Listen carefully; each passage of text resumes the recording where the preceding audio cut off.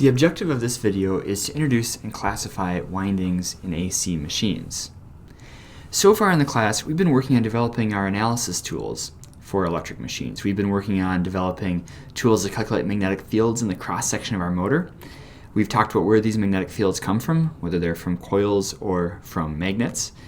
And most recently, we've worked up to the general theory of operation for how electric machines work, how we create torque in the air gap of our motor. And I want to preface this video by that discussion, by our sizing discussion. And so if you recall, we came up with the following expression for the torque that an electric machine produces, where we had torque is equal to 2 times the volume of our rotor times our average shear stress. And the average shear stress was B delta 1 hat. That's the peak of the fundamental of our no-load air gap field times A1 hat. And A1 hat is the peak of the fundamental of our linear current density on the inner bore of our stator, our equivalent linear current density, times the sine of phi I. And we had this sketch for how this all relates. So in this case, we had considered a permanent magnet rotor, and the rotor was rotated to an angle theta, which is telling us where the direct axis of the rotor is. And we had an equivalent linear current density out here that was at an angle alpha W from the horizontal axis. And this angle phi I, which determines how much torque we're able to produce, is the separation of alpha W from theta.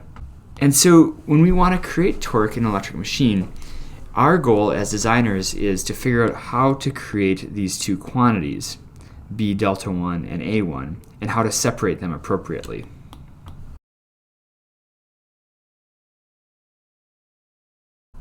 So everything that we're doing as machine designers is, at a fundamental level, to establish in the air gap these two equations.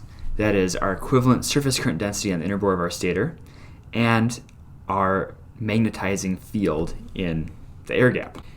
The first of these quantities, the linear current density or the circumferential current density, we create using windings and a motor drive. So we talked about how with polyphase windings plus a motor drive, we're able to create this rotating current density on the inner bore of our stator, this effective current density. So as a machine designer, we're not so worried about the motor drive. We assume that the motor drive designer is able to create currents in whatever waveform we need. But what we are concerned with is creating symmetric polyphase stator windings that can realize this equivalent surface current density. The second of these quantities is our magnetizing field, and that we can create with several different combinations of approaches. We could use permanent magnets mounted on a rotor. This could be a wound rotor synchronous machine. It could be a salient pole rotor. It could be an induction motor with a cage rotor. And so this video marks a turning point in the class. We're transitioning from building analysis tools and considering the general theory of operation of our motor into designing a major subsystem of our machine. Specifically, we're now going to be concerned with designing the stator windings or rotor windings. And this video is going to introduce some of the terminology and concepts that we're going to be discussing over the next several videos. So this forms the foundation of the theory that we will later be designing. Let's start with talking about different types of windings. So this first grouping of windings that I'm going to describe is determined based on the location of the winding and or the purpose of the winding. And we're going to start by talking about armature windings. And an armature winding is, by formal definition, the stator winding for a synchronous machine. It's your polyphase stator winding. And the field that your armature winding produces is referred to as an armature reaction field. So interestingly enough, the formal definition of armature winding as defined by IEEE standards is that it only pertains to the synchronous machine. It does not pertain to an asynchronous machine, which means it does not pertain to an induction machine. Your polyphase stator winding in your induction motor is, by formal definition, not an armature winding. You'll hear me call basically any type of stator winding an armature winding, but you should be aware that by formal definition, an armature winding only applies to the synchronous machines that we're considering in this class. So the more general term for a stator winding that can apply to an induction motor or a synchronous machine is a rotating field winding. That is the terminology that your book uses, and you'll frequently hear me just say stator winding. And rotating field windings or stator windings are polyphase. That means they have more than one phase. And your motor needs to have at least two phases in order to produce a rotating field. If you have a single phase, you can't make your field rotate, you can only make it pulsate. But if you have at least two phases that are spatially displaced, you can create a rotating field, which is what we need to do in order to make this happen, in order to be able to control that angle alpha w. And if you recall, that angle alpha w is related to our rotor's angle theta plus this phase angle phi I that's used to control how much torque we create. Okay, so these first two types of rotor winding or stator windings, we can say that these are used to establish our linear current density, our surface current density. The next type of winding is used to create the magnetizing field, and so this is used to create B delta, and is called, appropriately enough, either a field winding or a magnetizing winding. And this winding is usually located on the rotor. That is, it is your wound rotor winding or your salient pole winding, or your cage rotor winding for a squirrel cage motor, although truly the magnetizing winding for an induction motor is also your stator winding. Your stator winding current is used to magnetize the machine as well as to create the circumferential current density that's used for torque. And then finally we have the damper winding. And the damper winding is a cage winding that you locate on the pole surface of a synchronous machine to dampen out oscillations, to help maintain synchronism between your rotating synchronous field and your rotor.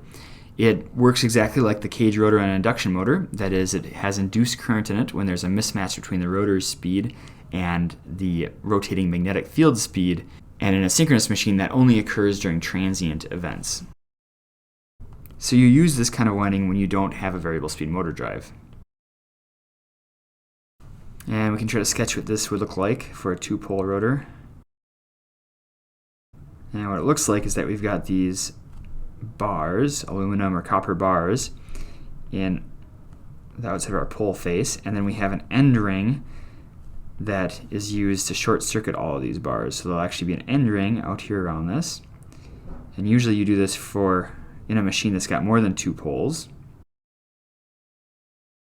In this class, we are going to be focused on rotating field windings or stator windings and the magnetizing windings on our rotor. And really, the rotating field windings, that is the complicated thing that we're going to spend most of our effort on designing. When you understand that, you can pretty quickly pick up how to design a field winding.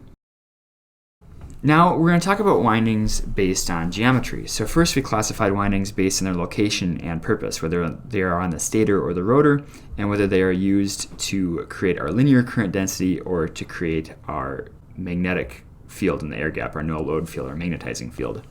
Now we're going to talk about windings based on their geometry. And the first winding that we will discuss is referred to as a salient pole winding. And this is the field winding or magnetizing winding of a synchronous machine.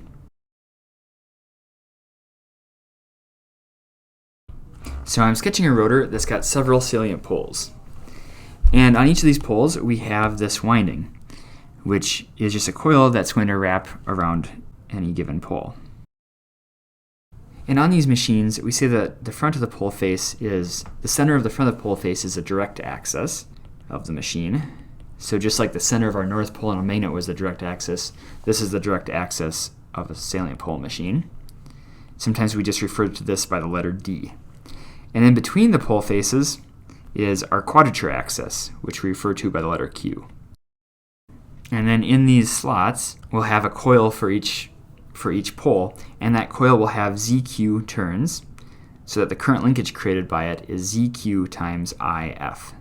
And when we design these windings, we have a couple degrees of freedom. Presumably, we've already been told how many poles our machine can have, so that's not a degree of freedom. But we get to shape the profile of the air gap.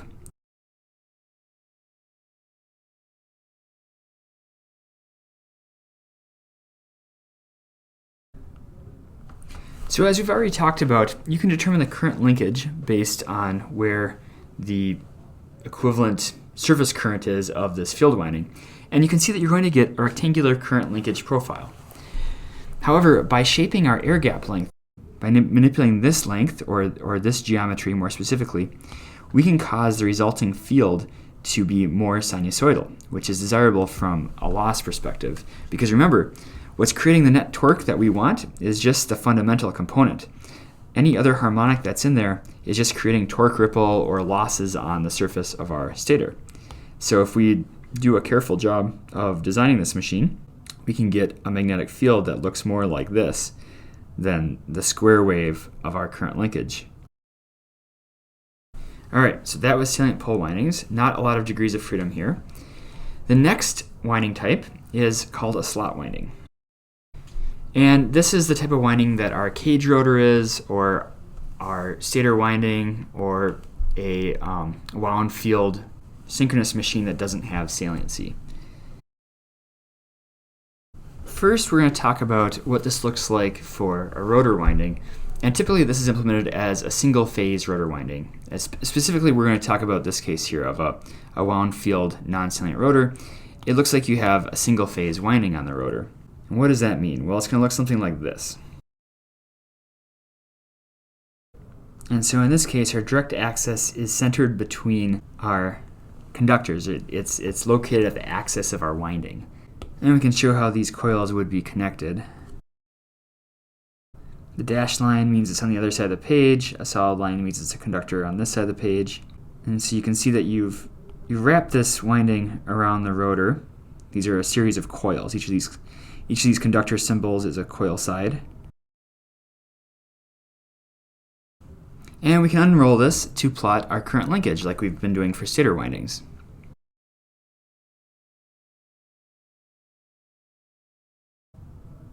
And I'm just following the rules for plotting current linkage that we established in a previous video.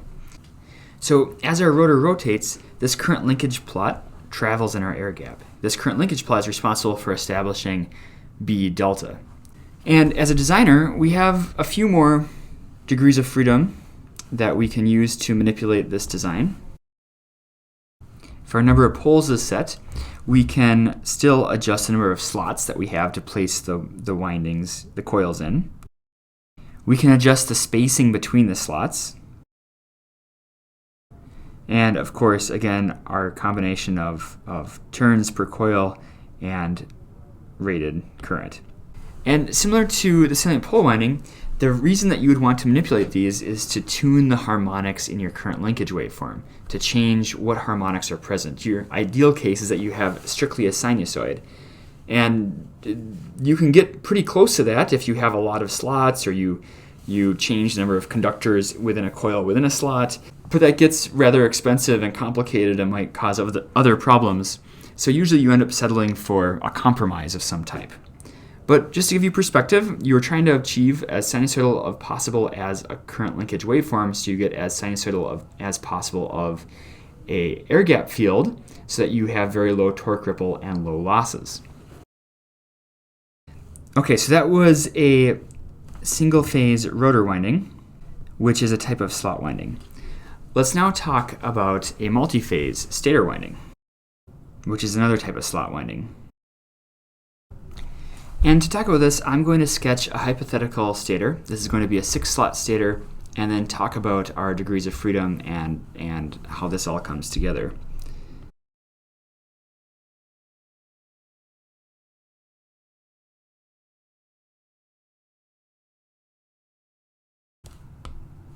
And in this particular stator that we're sketching, we're going to assume that we can place two coil sides in any given slot. So I'll draw these lines here to indicate that we have a front coil side and a back coil side. And for example, I could put a coil side going to the page right here, and then have its return come up here. And so that would be a concentrated coil. It's wrapped around one tooth. Or instead of doing that, its return could come up over here, and now the coil spans 2 teeth. And so when we design these motors, we oftentimes will sketch a winding layout diagram, or a schematic. And I'm going to sketch that beside this machine.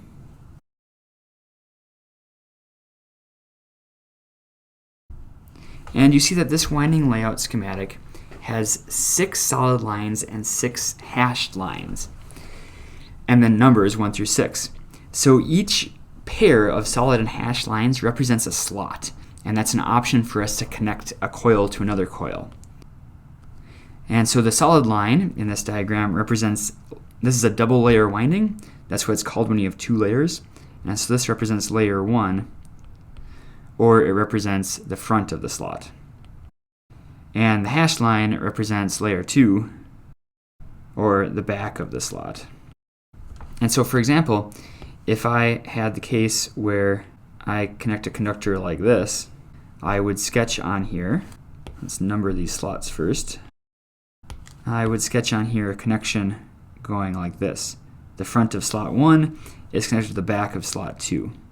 And if I have a complete winding that consists of coils that are connected like that, then this is what my winding schematic is going to look like.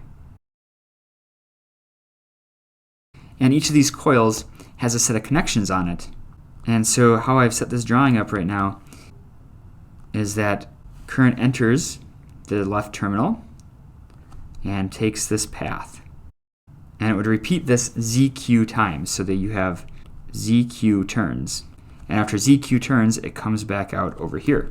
And to indicate how you might have a complete winding or a complete phase where the phase has multiple coils in it, perhaps this coil is connected over here to coil 4, you would draw an end connection like this. And so finally your phase terminals would be right here. If you had 2 coils connected in series. So this is part of the design that we'll be working on in the class, is how to come up with these layouts and how to assign coils to phases. In this case, I've given you an example where we've got a single phase that consists of 2 coils, and I've shown you from the schematic how to interpret that connection, how to see the path of the current flow and where your voltage would be measured across. So your negative point would presumably be the neutral of your 3-phase winding. And so in this example, we could sketch our connections between the coils like this. And you go all the way around.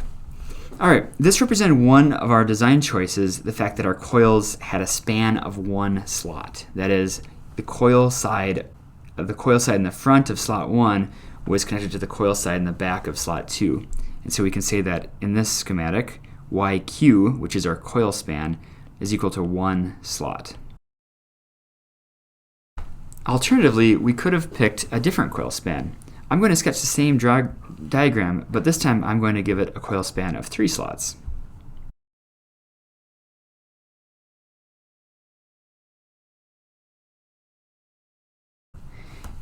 And in this winding layout, we can define a few more definitions. The portion of the coil that is in the slots, that is, this portion here, is referred to as the coil sides, which is a terminology we've been using all along. The portion of the coil that is outside the slots, that's this portion up here, or that's these connections over here. See if I can indicate this clear. This portion out here, this is called the end connection. And the collection of all end connections is referred to as the end winding. So an end connection is a single connection between 2 coils. The end winding is all of this taken together. And you can see that based on the span of your coils, your end windings will be a different size. So for that winding with YQ equals 1, your end winding is going to be very compact. There's only ever one end connection out there. But for this winding with YQ equals 3 slots, at any point there's a couple end connections out there. There's 3 end connections out there. So your end winding is going to be much bulkier. And this has implications for the resistance of your winding and the heating and cooling of your machine. And so usually you try to minimize your end winding size because it's space that doesn't actually create any torque. It's all downside and no upside. All right, the next thing to point out is that this type of winding, where all the coils are the same pitch, we have this kind of diamond-shaped end winding. This type of winding is referred to as a diamond or lap winding. So both of these diagrams up here were referred to as diamond. Your textbook likes to use the word diamond. I prefer to use the term lap winding. Lap because the coils overlap. And this is the type of winding that we will be pretty much exclusively studying in this class. However, I want to point out to you that there is another option for winding type, which is called a concentric winding. And in that case, your end connections would look something more like this. So here's one coil of that winding, and a second coil would be located inside it. So you can see that the two coils are concentric. They have different spans. The first coil spans 3 slots, and the second coil spans only 1 slot. And there are other variants of this out there, but what we're going to talk about in class, we have to narrow down our scope somewhat, is that we're going to be discussing lap windings. And just as we did for our slot winding and our salient pole winding, we can summarize the design variables that we have at our hand. We can adjust the coil span. We can choose which coils are connected